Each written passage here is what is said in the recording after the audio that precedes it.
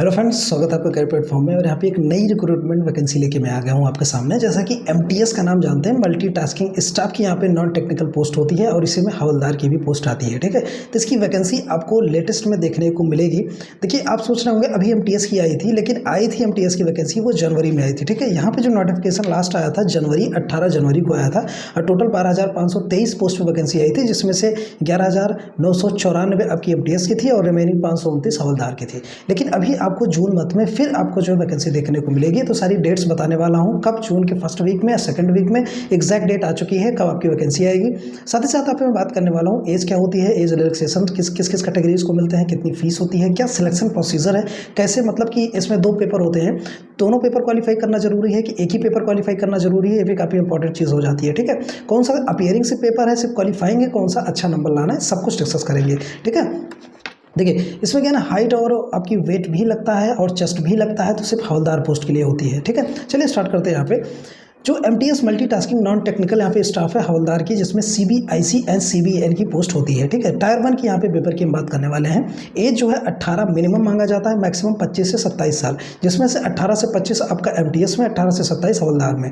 ठीक है, ये पोस्ट वाइज वैकेंसीज होती हैं, रिलैक्सेशन होते हैं। देखिए, रिलैक्सेशन SC/ST को 5 साल का मिलेगा, ओबीसी को 3 साल का मिलेगा, पीडब्ल्यूडी को 10 साल का और एक्स सर्विसमैन को 3 साल का। और पीडब्ल्यूडी में ओबीसी SC/ST जैसे हैं 10, 12, 13 ऐसे साल मिल जाता है। साथ ही साथ पीडब्ल्यूडी में 3 से 8 साल का भी यहाँ पे आपको देखने को मिलता है, कैटेगरी वाइज होती है। ठीक है, देखिए एग्जाम फीस 100 रुपये लगती है, SSC के फॉर्म सभी 100 रुपये के होते हैं। अब एलिजिबिलिटी की बात कर लेते हैं। क्लास 10 अगर आपने कर रखा है विद हाई स्कूल एग्जाम पास अगर आपने है तो आप इसको अप्लाई कर सकते हैं। एमटीएस के लिए सिर्फ एलिजिबिलिटी इतनी है, क्लास 10 हाई स्कूल आप पास हो, लेकिन हवलदार के लिए यहाँ पे हाइट, वेट एंड चेस्ट भी लगती है, तो वो चीज़ अभी आगे हम बताएंगे। ठीक है, देखिए पोस्ट की बात कर लेना, तो एमटीएस और हवलदार की पोस्ट है। और लास्ट जो यहाँ पे आई थी वैकेंसी मैंने बताया 18 जनवरी में नोटिफिकेशन आया था, लेकिन जो आने वाला नोटिफिकेशन है ये जून में आने वाला है। कब आएगा बताते हैं आपको। देखिए एग्जाम सेंटर्स की कोई लिस्ट है, यहाँ पे एग्जाम्स आते हैं, आप ये चीज़ देख सकते हैं, एग्जाम सेंटर लिस्ट है यहाँ पे। ठीक है, अब फाइनली बात कर लेते हैं एग्जामिनेशन स्कीम या पैटर्न की जो एग्जामिनेशन में आते हैं। देखिए 3 फेज में एग्जाम्स होते हैं। अगर आपको एमटीएस में क्वालिफाई करना है तो 3 फेज से गुजरना पड़ेगा। सबसे पहले CBT मोड मतलब कंप्यूटर बेस्ड टेस्ट होता है। दूसरा यहाँ पे आपका पेट हो जाता है, मीन्स की फिजिकल एफिशिएंसी टेस्ट होता है। तीसरा PST होता है, फिजिकल स्टैंडर्ड टेस्ट। PST सिर्फ हवलदार के लिए होता है, एमटीएस के लिए सिर्फ 2 प्रोसीजर्स हैं, CBT और यहाँ पे पेट। ठीक है, CBT एग्जाम होता है, इसमें 15 लैंग्वेज में एग्जाम्स होते हैं, जिसमें यहाँ पे हिंदी, इंग्लिश कंक्लूड है, तो कुल मिला के 15 लैंग्वेज में एग्जाम्स होते हैं। 2 सेशंस में पेपर होते हैं, एक ही दिन में होगा, पहला सेशन और दूसरा सेशन। ठीक है, दोनों मैंडेटरी हैं, अगर आप नहीं देते हैं डिस्क्वालीफाई कर दिए जाएंगे। देखिए सेशन जो 1 होगा इसमें 2 सेक्शंस आएंगे। सेक्शन 1 में मैथ्स एबिलिटी एंड रीजनिंग देखने को मिलेगा आपको।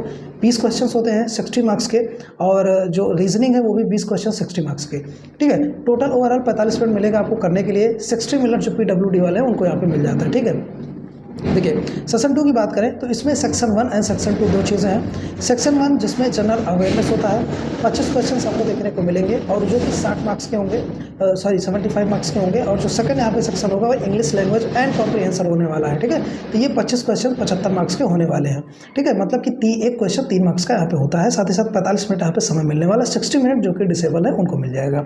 अब देखिए नोट करने वाली बात ये है कि सेक्शन 1 में कोई नेगेटिव मार्किंग नहीं है, ये भी क्वेश्चन आता है। तो सेक्शन 1 में कोई नेगेटिव मार्किंग नहीं है, लेकिन जो सेशन 2 है, सेशन 1 सेशन 2 में नेगेटिव मार्किंग है, पर क्वेश्चन नेगेटिव मार्किंग है। अगर एक क्वेश्चन गलत है तो एक क्वेश्चन आपका माइनस होगा। तो नेगेटिव मार्किंग काफ़ी अच्छे लेवल की है यहाँ पे, तो आपको काफ़ी ध्यान से करना होगा।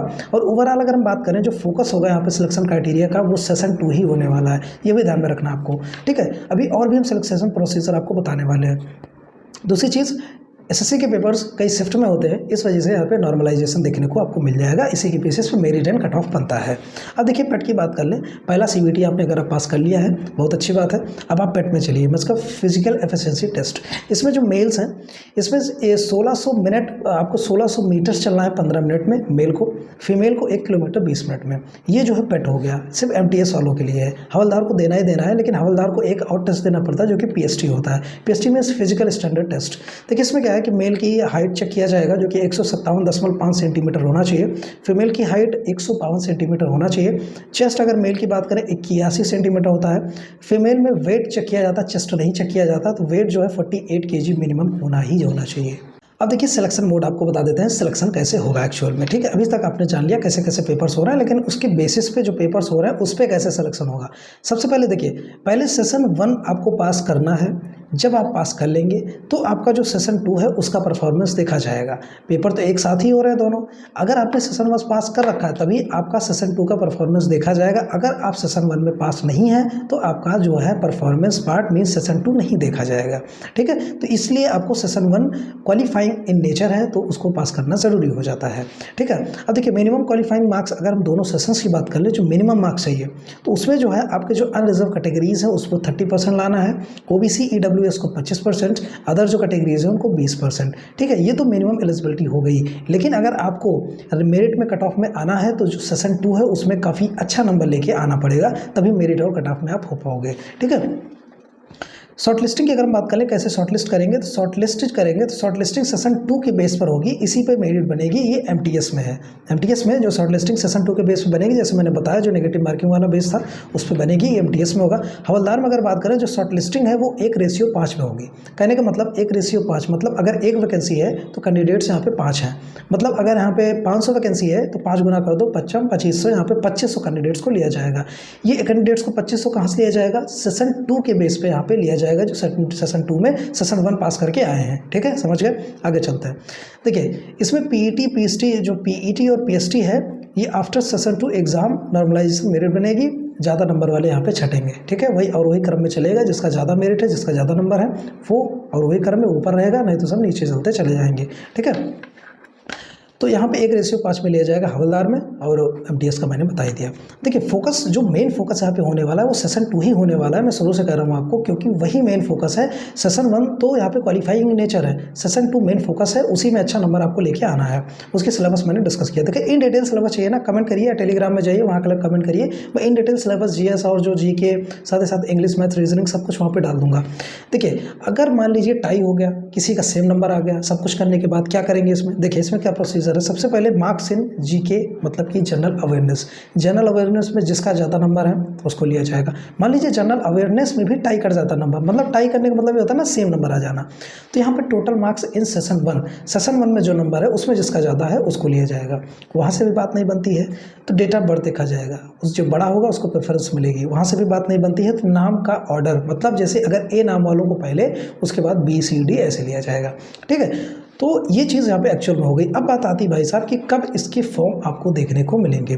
14 जून को एसएससी ने ये चीज़ फाइनल कर दिया है, 14 जून को इसके फॉर्म देखने को आपको मिल जाएंगे। जो नोटिफिकेशन है 14 तारीख से फॉर्म भरना स्टार्ट हो जाएंगे। ठीक है, तो आई होप आपको सारी जानकारी समझ में आ गई होगी एसएससी एमटीएस की। तो अभी से तैयारी करने आप लोग जुट जाइए। पिछली बार जो वैकेंसी आई थी यहाँ पे वो 12,523 थी, तो इसी के लेवल में वैकेंसीज आपकी भी देखने को मिल सकती हैं, तो आप लोग अच्छे से तैयारी करते रहिए। ठीक है, देखिए टेस्ट सीरीज वगैरह अगर आप चाहिए तो टेलीग्राम में कमेंट करिएगा, मैं आपको प्रोवाइड करा दूंगा। और ऐसे ही जॉब नोटिफिकेशंस के लिए और कैरियर न्यूज़ के लिए आप जो है चैनल को सब्सक्राइब करके बेल आइकन प्रेस कर सकते हो। Thanks for watching.